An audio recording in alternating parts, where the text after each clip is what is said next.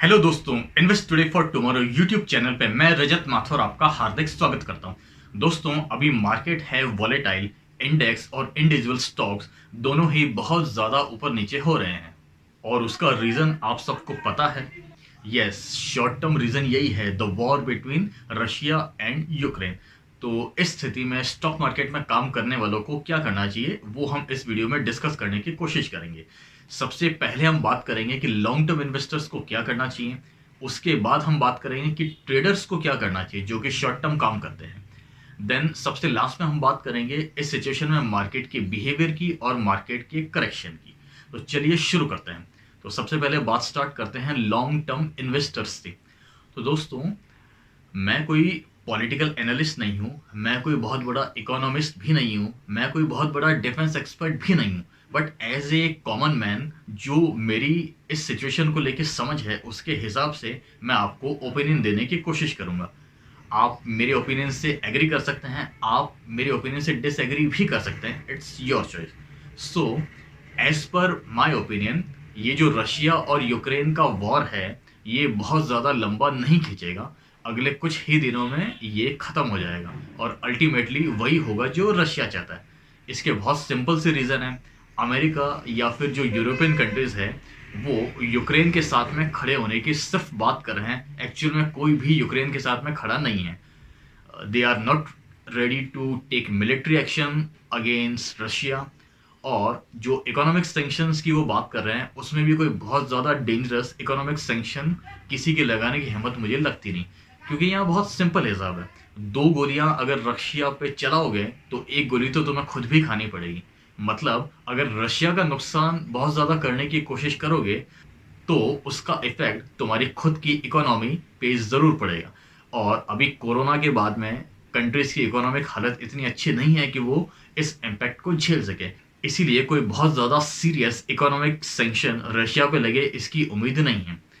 सो इस सिचुएशन को देखते हुए लॉन्ग टर्म इन्वेस्टर्स के लिए तो ये एक मौका है, ये एक अच्छा करेक्शन है।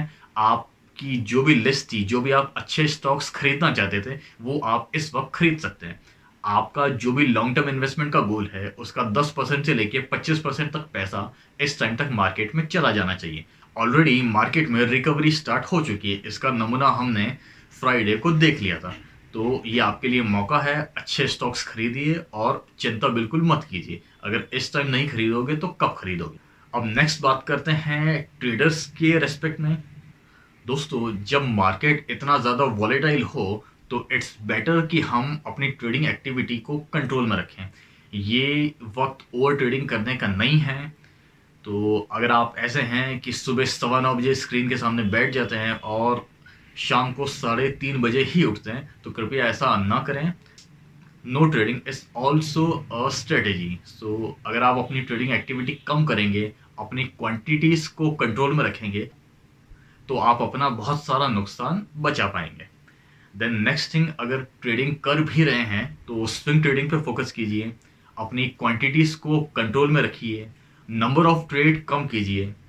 देन अगर ओवरनाइट पोजीशन कोई भी बना रहे हैं फ्यूचर में या ऑप्शन में किसी में भी, तो उसमें हेजिंग जरूर करें, क्योंकि अगर आप ओवरनाइट पोजीशन घर लेके जा रहे हैं तो आप एक बहुत बड़ा रिस्क ले रहे हैं। अगले दिन सुबह हो सकता है मार्केट बहुत गैप अप ओपन हो या फिर बहुत ही गैप डाउन ओपनिंग हो, तो उसमें आपकी पोजीशन पे बहुत ज़्यादा फर्क पड़ता है, कपड़े फटने के पूरे चांसेस रहते हैं।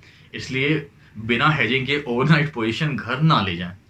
दोस्तों, ट्रेडर्स के लिए नेक्स्ट पॉइंट है कि इस वॉलेटाइल मार्केट में अपनी लेवरेज पोजीशंस को कम रखें, सो दैट अगर ट्रेड आपके फेवर में नहीं जाता है तो आपका नुकसान कम से कम हो। And last but not the least, ऐसे वॉलेटाइल मार्केट में अपने रूल्स को फॉलो करना बहुत ही मुश्किल है, अपनी मेंटल पोजीशन को कंट्रोल करना बहुत मुश्किल है, लेकिन स्टिल आपको रूल्स को फॉलो करने की कोशिश करना चाहिए, क्योंकि उसी से आप बड़े नुकसान से बच पाएंगे।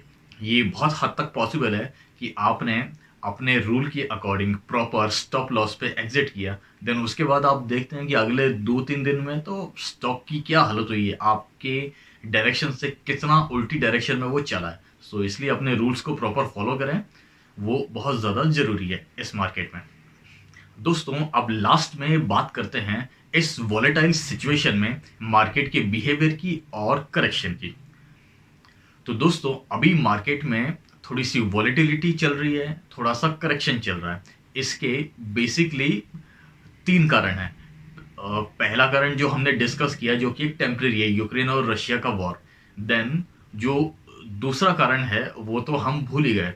ये रशिया का जो वॉर एक्चुअली स्टार्ट हुआ था इससे पहले ही मार्केट वॉलेटाइल था, राइट। पहले ही ऊपर नीचे हो रहा था, कभी बहुत ज़्यादा गिर जाता है, कभी बहुत ज़्यादा ऊपर उठ जाता है। तो उसका कारण है यूएस फेड की टेपरिंग। वो ऑलरेडी अनाउंस कर चुके हैं कि वो अब रेट्स बढ़ाएंगे, इंटरेस्ट रेट बढ़ाएंगे, तो उससे मार्केट में लिक्विडिटी कम होगी। तो वो लिक्विडिटी अब पूरी दुनिया के मार्केट से सक होना स्टार्ट हो गई है, इसलिए उसका इम्पैक्ट दिख रहा है, मार्केट गिर रहे हैं। तो ये एक्सपेक्टेड था। देन क्योंकि इतनी लिक्विडिटी अगर मार्केट से कम करोगे तो स्टॉक मार्केट तो थोड़ा सा गिरेगा ही। देन नेक्स्ट पॉइंट है, फ्रॉम 2019 हम लोग एक बहुत ही बड़े बुल रन में थे। इसके बीच में 2020 में कोरोना का एक बहुत बड़ा संकट भी आया, मार्केट उसकी वजह से गिरे, लेकिन उसके बाद उतनी ही तेज़ी से रिकवर भी किया। तो आपको याद होगा मार्च 2020 में जो इंडिया का निफ्टी है वो 7,500 तक आ गया था, और उसके बाद में क्या उसने रैली दिखाई है, ये हमारे लिए किसी सपने जैसा ही था, स्पेशली जो नए इन्वेस्टर हैं। 7,500 का निफ्टी हाई बना के आता है कुछ 18,500 या 18,600 का।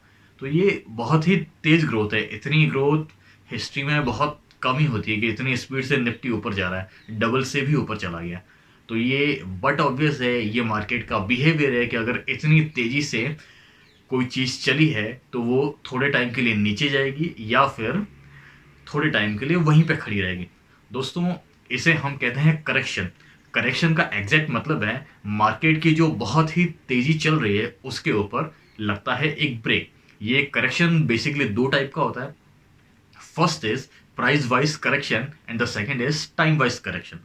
प्राइस वाइज करेक्शन, जैसा कि आप वर्ड की मतलब सही समझ गए होंगे, करेक्शन का मतलब है प्राइस करेक्ट होना, एंड प्राइस वाइज का मतलब है किसी स्टॉक का प्राइस जो उसकी परफॉर्मेंस की वजह से या मार्केट के सेंटिमेंट्स की वजह से, जिस भी वजह से बहुत ज़्यादा हो गया है, अपनी लिमिट से ज़्यादा हो गया है, तो वो थोड़ा सा करेक्ट होगा, थोड़ा सा उसमें डाउनफॉल आएगा। फॉर एग्जाम्पल एक टाइप ऑफ करेक्शन ये हो सकता है कि उसका जो 52 वीक हाई था उससे वो 20%, 30% या इवन 50% तक भी नीचे गिरा है, तो उसे हम बोलेंगे price wise correction. Then second होता है टाइम वाइज करेक्शन।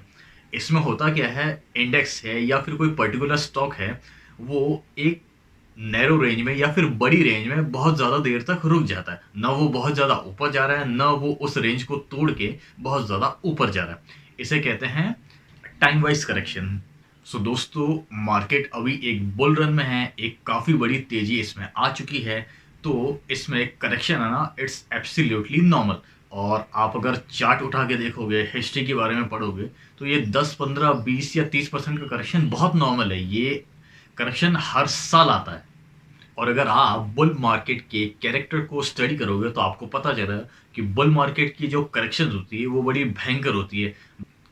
10%, 20%, इवन 30% की भी करेक्शन आती है, लेकिन जितनी तेज़ी से वो करेक्शन स्टार्ट होती है उतनी ही तेज़ी से वो करेक्शन ख़त्म होती है, और उसके बाद मार्केट बहुत ही तेज़ी से ऊपर जाता है।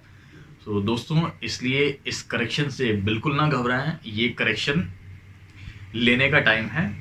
जो लॉन्ग टर्म इन्वेस्टमेंट आप अभी कर लोगे उसके लिए आप 5 साल बाद या 10 साल बाद मुझे याद करोगे कि इस आदमी ने उस दिन बोला था और लिया था तो हमें इतना फ़ायदा हुआ। इसलिए इस करेक्शन से बिल्कुल ना घबराएं, थोड़ा सा अपने बिहेवियर को कंट्रोल करें और इस करेक्शन में पार्टिसिपेट करें। तो फिलहाल इस वीडियो में इतना ही दोस्तों, देखने के लिए आपका बहुत बहुत धन्यवाद। अगर आपका कोई कमेंट है, कोई सजेशन है तो कमेंट बॉक्स में ज़रूर लिखें। इस वॉलेटिलिटी में क्या आपका पोर्टफोलियो भी रेड है, और आप अपने बिहेवियर को कैसे मैनेज कर रहे हैं, आपके इस मार्केट के बारे में क्या विचार है, कमेंट बॉक्स में लिख के ज़रूर बताइएगा। I would genuinely like to know your opinion about this situation.